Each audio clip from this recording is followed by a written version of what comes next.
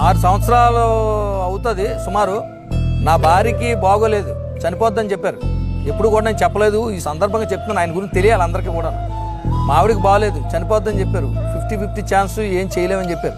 చెప్తే నేను ఆయనకి చెప్పలేదు, ఎవరు చెప్పారో తెలియదు. నేను శారదానగర్లో పని మీద ఉంటే ఆయన నాకు ఫోన్ చేసి ఏ మధు ఏ సంగతి అంటే ఏం లేదు సార్, రేపు వైజాగ్ వెళ్తున్నాను అంటే దేనికంటే నువ్వు చెప్పలేదు కానీ నాకు తెలుసు ఇలా మీ ఆవిడకి బాగోలేదట కదా అని అడిగారు. అవును సార్ ఇలాగ హాస్పిటల్కి వెళ్తున్నాను, నా దగ్గర నీకు చెప్తే నాకు నిజం మీకు అబద్ధం నా దగ్గర ఎర్ర కానీ లేదు ఆ రోజు.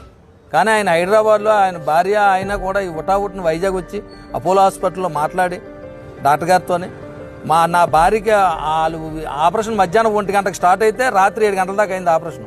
ఆ ఆపరేషన్ అయ్యే వరకు కూడా భార్యాభర్తలు ఇద్దరం సువర్ణమ్మన విజయబాబు కూర్చొని, సువర్ణమ్మ గారు కూడా ఆపరేషన్లో పాల్గొని 5 డాక్టర్లు కలిపి ఆపరేషన్ చేశారు. అంత పెద్ద ఆపరేషన్. వాళ్ళు ఆపరేషన్ చేసి నా భార్యను బతికించి మళ్ళీ నా చేతిలో పెట్టి